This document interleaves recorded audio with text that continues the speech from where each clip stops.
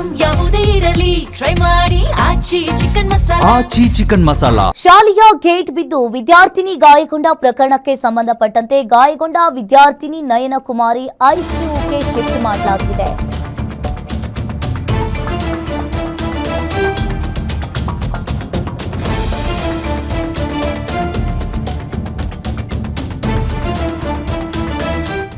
ಇನ್ನು 3ನೇ ತರಗತಿಯಲ್ಲಿ ಓದ್ತಾ ಇದ್ದ ವಿದ್ಯಾರ್ಥಿನಿ ನಯನ ಕುಮಾರಿ ಬಾಗಲಕೋಟೆ ಖಾಸಗಿ ಆಸ್ಪತ್ರೆಯ ಐಸಿಯುನಲ್ಲಿ ನಯನಾಗೆ ಚಿಕಿತ್ಸೆಯನ್ನ ನೀಡಲಾಗ್ತಾ ಇದೆ.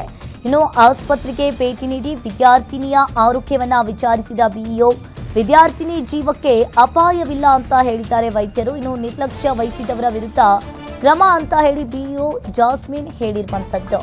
ಶಾಲೆಯ ಗೇಟ್ ಬಿದ್ದು ವಿದ್ಯಾರ್ಥಿನಿ ಗಾಯಗೊಂಡ ಪ್ರಕರಣಕ್ಕೆ ಸಂಬಂಧಪಟ್ಟಂತೆ ಈಗಾಗಲೇ ವಿದ್ಯಾರ್ಥಿನಿಯನ್ನ ಆಸ್ಪತ್ರೆಗೆ ದಾಖಲು ಮಾಡಲಾಗಿದೆ. ನಾನು ನಮ್ಮ ಮಗನ್ನ ಸ್ಕೂಲಿಗೆ ಬಿಡಕ್ಕೆ ಹೋಗಿದ್ದೆ.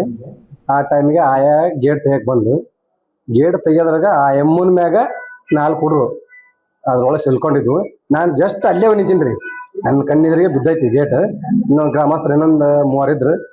ಆ ಟೈಮಿಗೆ ನಾನು ಲೋಕಲ್ ಹಾಸ್ಪಿಟ್ಲ್ ಮೂರೊಳಗೆ ಹರೀಶ್ ಕುಮಾರ್ ಅಂತ ಅದನ್ನ ಅವ್ರ ಹತ್ರ ಕರ್ಕೊಂಡು ಹೋದೆ. ಅವರು ಇಲ್ಲ ಎಲ್ಕಲ್ಲಿ ಹೋಗ್ರಿ NR ಪಾಟೀಲ್ ಕಡೆ ಹೋಗಂದ್ರು. ನಾನು ಅಲ್ಲಿ NR ಪಾಟೀಲ್ ಕಡೆ ಕರ್ಕೊಂಡು ಹೋದೆ. ಅವ್ರು ಏನಂದ್ರು ಇಲ್ಲ ಬಾಗಲಕೋಟೆಗೆ ಕರ್ಕೊಂಡು ಹೋಗ್ರಿ ಅಂತ ರೆಫರ್ ಮಾಡಿದ್ರು. ನಾನು ಗಾಡಿ ಕೂಡ ಬರೋಗಿದ್ರಿ. ಆ್ಯಕ್ಚುಲಿ ಸರ್ ಕಡೆ ಗಾಡಿ ಹೊಡ್ಯಕ್ ಬರಲ್ಲ, ಗಾಡಿ ಹೊಡ್ಕೊಂಡು ರೊಕ್ಕ ತೊಗೊಂಡು ಹೋಗಮ್ಮ ಅಂತ ಹೇಳಿದ್ರು ಸರ್. ಹಂಗಾಗಿ ನಾವು ಮನೆಗೆ ಹೋಗಿ ಕ್ಯಾಶ್ ತೊಗೊಂಡು ಬರೋದ್ರಾಗ ನಾವು ಆಂಬುಲೆನ್ಸ್ ಮಾಡಿ ಆಚೆ ಕಳ್ಸಿವ್ರಿ.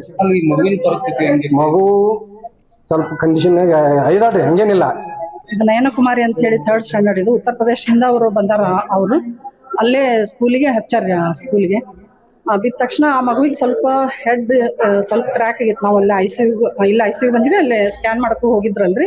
ಅಲ್ಲಿ ಇಮಿಡಿಯೇಟ್ಲಿ ಹಾಸ್ಪಿಟಲ್ಗೆ ಬಂದು ಅಲ್ಲಿ ನೋಡಿದ್ವಿ. ಗೊತ್ತಾದ ತಕ್ಷಣ ಸ್ಕ್ಯಾನ್ ಮಾಡಿದ್ರಿ. ಅದು ಸ್ಕ್ಯಾನ್ ಮಾಡಿ ಈಗ ಡಾಕ್ಟರ್ ಜೊತೆನೂ ಮಾತಾಡಿದ್ವಿ.